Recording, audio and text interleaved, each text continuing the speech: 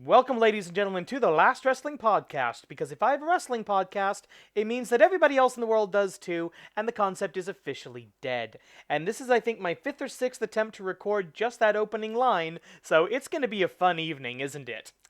After what is, by every possible metric, a horrible several weeks in professional wrestling, especially people who like to not feel skeezy about their hobbies, and I hope that's all of us, it's time to sit down and watch some wrestling by a company that takes pride in not being a bunch of assholes. That's right, it's time for the first half of FyterFest, the 2 week, don't call it a pay-per-view event, of All Elite Wrestling AEW, and I will say this was the first image that popped up on my screen, and I absolutely love it. All 5 champions, all 4 championships represented, and wow, just look at that, look at that. Cody's belt looks like absolute shit, doesn't it? Wow, that's terrible. Again, they say they're going to finish the belt, they're going to dip it in gold, and hopefully that'll make it look better, but damn. This image does make a lot of sense, however, as over the 2 nights of FyterFest, all 4 of these titles will be defended. And I'm actually looking forward to this. They've done a good job of hyping this up. I'm looking forward to Moxley versus Cage because they put so much behind Cage. I want to see how they get themselves out of this. And maybe they're finally going to do something with the tag team titles, question mark? I don't know. We're going to be taking a look at the show week by week because that's the way it's intended to be viewed. So I will be giving the final grade to the show as a whole, so that's coming next week. We start off with a beautiful image. I want that jacket!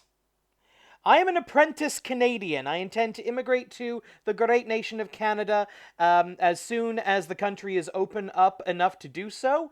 And just please tell me that's for sale somewhere. Please tell me Jericho got that off the rack. I want that jacket. Not the first time Jericho's made me say, I want that jacket. The announcers wish everybody a happy Canada Day as Jericho joins the announce team, so we're going to have a 4-man table, 4-man booth. No social distancing at the booth. Come on, New Japan has shown you it is possible to do this. Do it.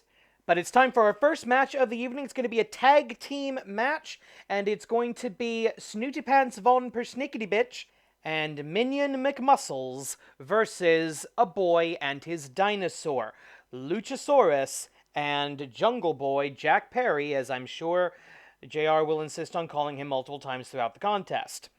In other words, it's probably one of the biggest success stories of AEW thus far versus one of their biggest wastes of potential. There was a lot to like about this match. First of all, before the match, we see MJF doing what he is best at, and that is getting on the microphone, insulting everybody, including bringing up Jungle Boy Jack Perry's dead father. Good! I actually like that he did that, because that gave Jungle Boy motivation in this otherwise pretty much inconsequential tag team match. Neither of these 2 teams are ranked, and I don't think a win here is going to put them into the top 5 rankings. One major downside, however, was we're less than 10 minutes into the show, and we have our first referee screw-up of the night.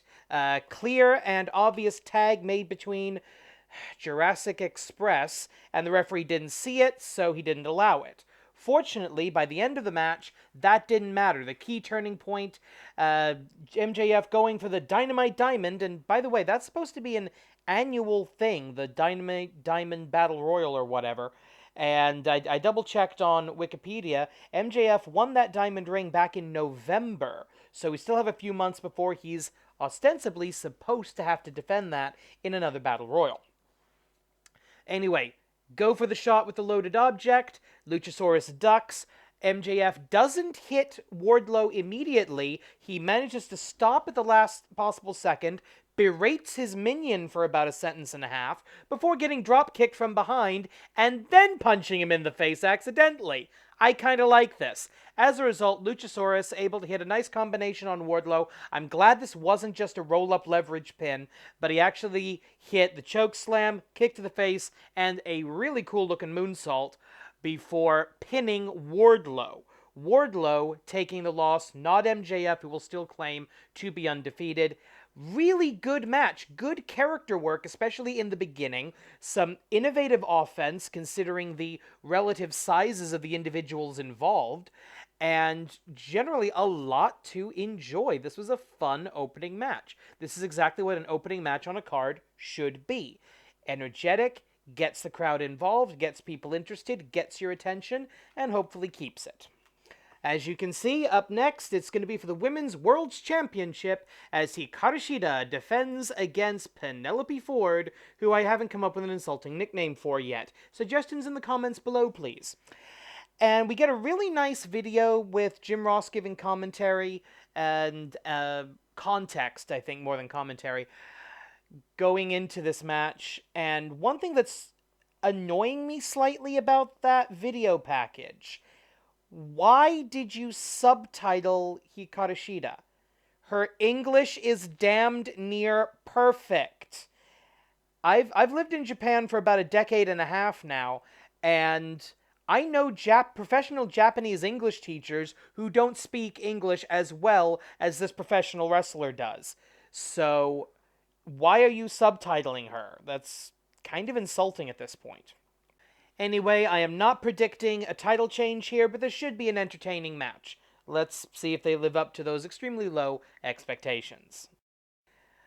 Another decent match. In this case, the story was that Kip Sabian was sent to the back immediately so that we would have a fair one-on-one fight. Of course, Penelope Ford, being our designated villain, didn't like that, and eventually Kip Sabian, during a distraction spot of the referee — by the way, that's now 2 major referee distractions in 2 consecutive matches — Kip Sabian comes back out with a Shinai, a swing and a miss, and then he literally throws the Shinai to Shida. That looked absolutely horrible, and she cracks him in the head with it. And a few minutes later, we have a victory and a first successful title defense for Hikaru Shida. It was a match that happened. It's not anything anyone's going to remember 2 hours from now, let alone a week and a half from now. We then get a brief analysis video by Taz talking about how Jon Moxley will not be able to hook the double underhook for the Death Rider, or whatever they're calling it in AEW, on Cage because of Cage's massive shoulders. I actually this has been a series of videos that AEW has done for a while, with Taz giving scientific analysis of wrestling holds. I really like this. More of this, please. And can we do it sometimes when he's not just putting over the guy that he's managing? Thank you very much. Also, earlier tonight, we had a bit of a scuffle in the crowd between the Murder Hawk Monster and Joey Janela, the person who is primarily functional in giving Sonny Kiss some screen time, to promote their match next week. Meanwhile, on this show, it's time for the TNT Championship, the ugliest belt in the history of wrestling, as Cody defends, I believe, for the 4th time in his roughly 1 month as champion against Jake Hager, the only one of these title matches to get more than about 5 minutes of build-up. Now, overall, as much as I criticize the belt, and rightly so, seriously, are those plantations on the side plates? I haven't been able to quite figure out what those are supposed to be, but I know it's a southern TV station, but plantations? Seriously? I really hope not. I do like the idea of Cody defending this either every week or as close to every week as possible. It was not defended on last week's Dynamite because they were building to this match. That's fine. I don't have a problem with that. And something just fell over. And it's way too late at night for me to stop and re-record. But yeah, I like what they're doing with the TNT title. They're trying to make it different compared to the rest of the belts in the company, aside from being ugly. So, good job. Not glad they gave this match a little bit of build. Don't foresee a title change. Quick note from before the match, we get a really cool, unusually detailed tale of the tape on the Jumbotron during the official ring announcements. I love this. This is cool. This is what sports-like presentation means. More of this, please.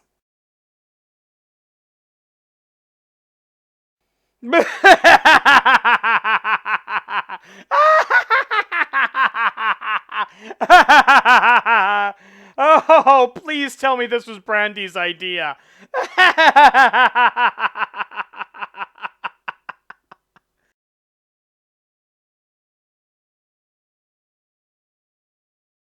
I feel like I could sum up every Cody Rhodes match in the last year with the following sentence.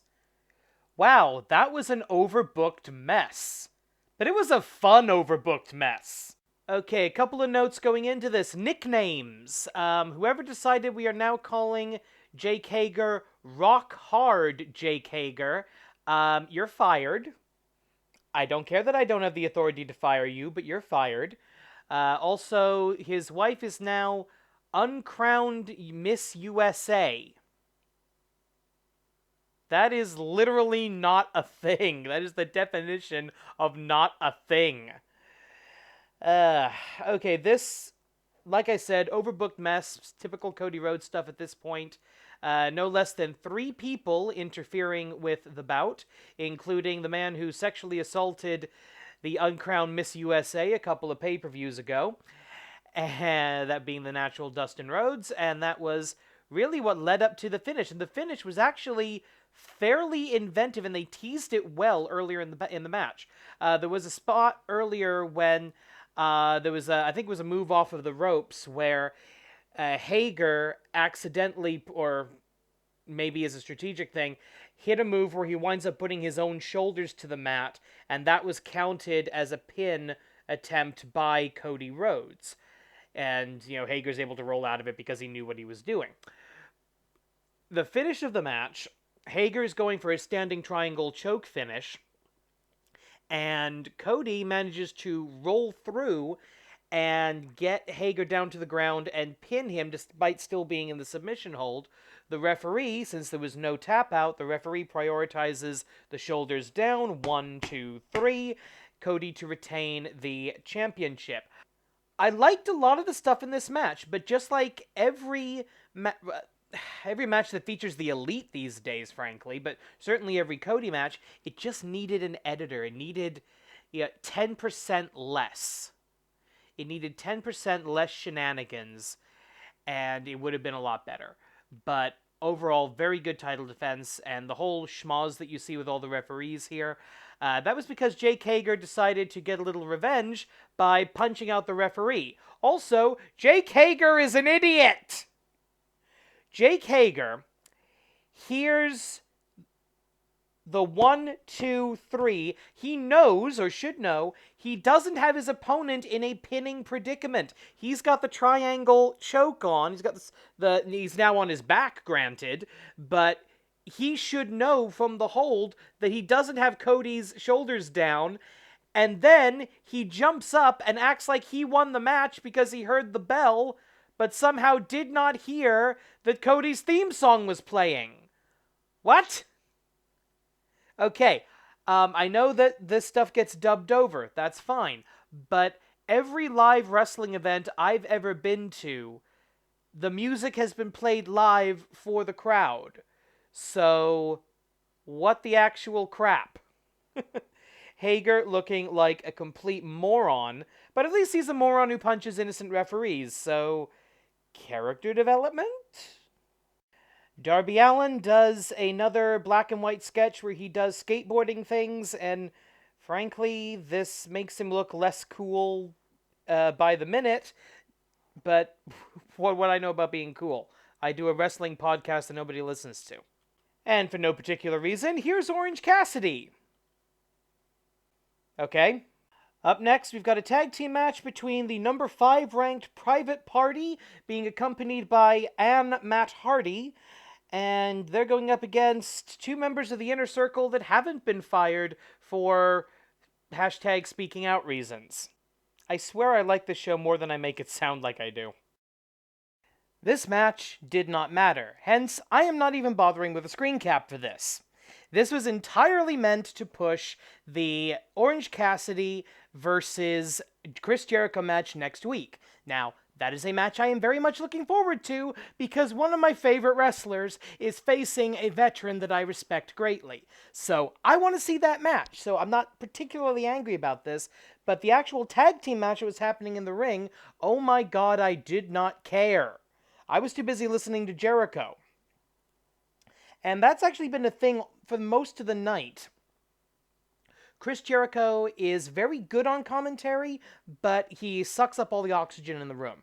He's fine when he's one-on-one with Tony Schiavone, who's someone he can play off of, but when he's dealing with Schiavone and Ross and Excalibur, and now Orange Cassidy doing his shtick on the side, it's too much for him. Happy Canada Day!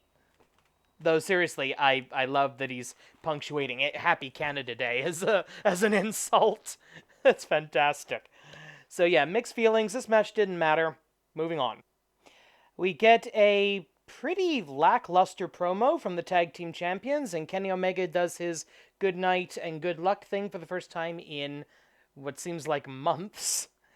And then the announce team runs down the card for next week, and they've just announced a second tag team title match. So I spoke too soon, because apparently when the number 5 ranked team beats a completely unranked team, they get a title shot for that. Okay.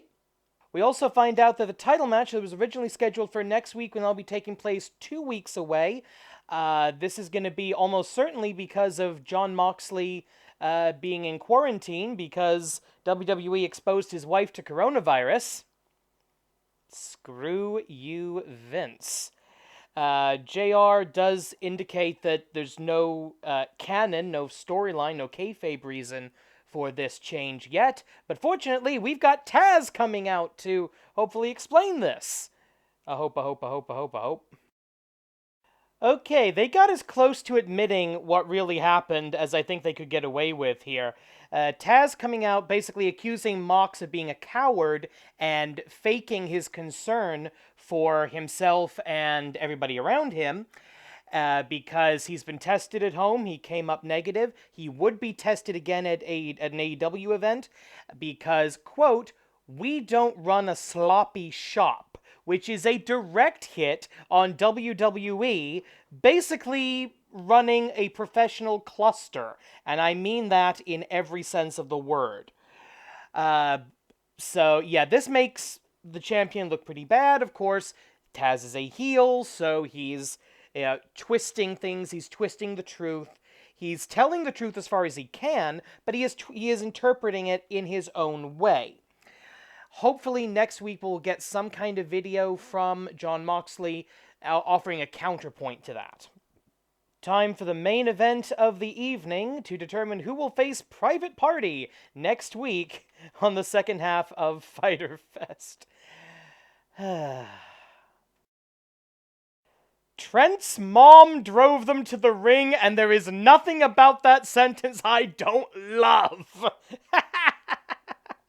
Of course, we can't get more than a few minutes into the match before shenanigans happens. And yes, that is lawn furniture with the super serious saviors of tag team wrestling, the Revival, as they sit next to the commentary station just like the guy did in the last match and drink beer. Yay. Okay, the match actually, for what it was really good. The problem wasn't with the talent in the ring. The problem was with the storytelling. At no point did I think that the Best Friends were going to win this. So it kind of took a lot of the drama out of it. And I don't think they're going to win next week. I don't think there's going to be a new tag team champions next week either. So, yeah, not particularly good. But either fortunately or unfortunately, depending on your point of view, the match wasn't the point. The point was what happened after the match. With the Revival seemingly, honestly, offering to toast the victorious tag team champions, and Kenny Omega, who I found out in real life apparently does not drink, is considered straight edge. He pours out the beer. The Revival take that as an insult, and there's a little bit of a schmoz ending to finish the program. Final thoughts on the first half of FyterFest. This is a danger in these kind of two-match shows that have become more and more popular over the last year or so, mainly due to the coronavirus epidemic. But this was a problem, at least a little bit, at Wrestle Kingdom pre-pandemic. This was a bit of a problem at WrestleMania, and this was a major problem today, because when you're doing two shows, the natural instinct of a storyteller is that part two should be set up by part one, that the first half is the build, the second half is the climax, and now the third half with the main event title match being moved down a week. And that's not good storytelling. This is supposed to be a pay-per-view. This is a pay-per-view caliber event. It's got a special name. And what happened on this show? Three titles were successfully defended. No new champions, no real storyline progression. We built up matches that will happen in the next 2 weeks, and that was done fairly effectively. But other than the fact that a few challengers lost, and we did set up the title match, the tag title match for next week with Private Party, not much happened on this show, and that's not good. A pay-per-view, the sort of implicit social contract with a wrestling show, is your TV. You're not going to get conclusive finishes. You're not going to get the end of rivalries. You're not really going to get the beginning of rivalries necessarily. You might, but you probably won't. But you're going to get all the massive storyline changes at the pay-per-view. And right now, AEW doesn't dare run another pay-per-view. So this is supposed to be where you get that storyline progression, and right now we didn't. So hopefully next week can make up for it, and maybe when they're taken together, the 2 weeks of FyterFest will be worthy of being called an AEW pay-per-view. But right now, not so much. Highlights on the show: decent wrestling. I highly recommend the first match, the tag team match with MJF and Wardlow versus Jurassic Express. Still hate that name. Boy and his dinosaur. And the rest of it was kind of meh. Nothing really great, nothing horrible. The repetitive nature of the booking got a bit annoying, and when he started trying to promote himself rather than everything going on in the ring, Chris Jericho got really annoying. Happy Canada Day. But for right now, that's it for AEW Fighter Fest. Thanks for watching, and Happy Canada Day!